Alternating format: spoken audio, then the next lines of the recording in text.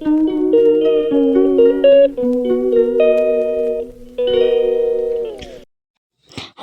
Everyone, welcome to our channel দুষ্টু বিষ্টু। আজকে আমরা চলে এসেছি ভাসানে। আজকে হবে আমার মামার বাড়ির সামনে দুর্গা মায়ের বিসর্জন, তাই জন্য আমরা এখন এসেছি সেখানে একটু ফটো টটো তুলতে। আর আমি এখানে শাড়িও পরে নিয়েছি, আর আমি না শাড়ি পরে স্টাইল দিচ্ছি, তো আমাকে শাড়ি পরে কেমন লাগছে বলিও। আর আমি শাড়ি পরে বেশিক্ষণ থাকতে পারি না, তাই জন্য আমি এখন ড্রেস চেঞ্জ করে দিলাম। আমি এখন জামা পরে নিয়েছি। তো তোমরা দেখতেই পেলে আমার মাসিও কিছু শাড়ি পরেছিল, সেটা দেখা হয়নি হয়তো, কিন্তু পরে দেখিয়ে দেবো, কোনো চাপ নেই। তো মাসিও জামা পরে নিয়েছে। আর এখন আমরা যাব, দুর্গা মাকে নিয়ে যাবে, তাই জন্য আমরা একটু বাড়ি এসেছিলাম। তারপর বাড়ি এসে দেখি তো আমার চুলটা কি হয়েছে, তাই চুলটা ঠিক করে নিলাম।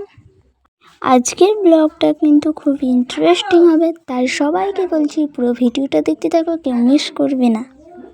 আর এই যে এখন আমার চুল বাঁধা কমপ্লিট। তারপর বাইরে এসে দেখি লক্ষ্মী আর গণেশ ঠাকুরকে নিয়ে যাচ্ছে, আর এখানকার সবাই নাচ করছে। এবার দুর্গা ঠাকুর নিয়ে যাবে, আর আমার মাসি এখানে লাইভ করছে, সেটাই তোমাদেরকে দেখাচ্ছি। আর আমি এখানে স্টাইল করছিলাম। আর আমাকে এই ড্রেস পরে কেমন লাগছে কমেন্টে জানাবে। এটা কিন্তু আমার পুজোর নিউ ড্রেস। এখন দুর্গা মাকে নিয়ে যাওয়ার জন্য বাধা চাঁদা হয়ে গেছে, এখন ধূপ দিছিল। আর এখন দুর্গা মাকে নিয়ে চলে যাচ্ছি, তাই আমরাও যাচ্ছিলাম দুর্গা মায়ের পিছন পিছন। আর এই ব্লগের পুরোটাতে আমাকে দেখতে পাবে, আমার বোনের শরীর খারাপ ছিল, তাই ও ছিল না।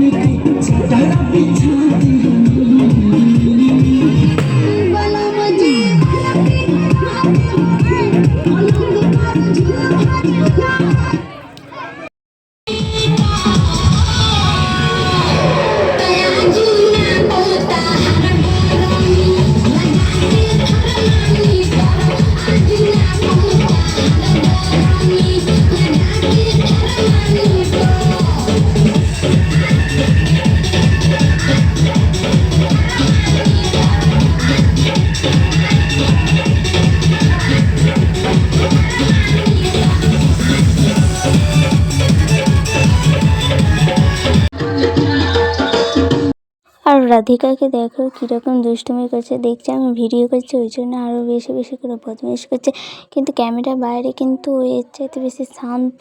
আর এখন একেবারে পোজ দিচ্ছে আর একেবারে দুষ্টুমি করছে, মানে আমাকে এখন ভিডিও করতেও দেবে না। তারপর এখানে ছেলেগুলো বম ফাটাচ্ছিল, তারপর ঠাকুর বিসর্জন হয়ে গেছিলো আর আমরা এখন বাড়ি যাচ্ছি। আর ঠাকুর বিসর্জনের ভিডিও করতে পারিনি কারণ সামনে অনেকেই দাঁড়িয়েছিল, ওই জন্য ভিডিও করতে পারিনি। আর আমার ব্লগটা দিতে অনেকটাই দেরি হয়ে গেল। আর আমরা মন্দির এলাম, দেখছি পুরো ফাঁকা। কালকে কীরকম ছিল আর আজকে কীরকম, মা চলে যাওয়ার পর মনটাই খারাপ হয়ে গেল।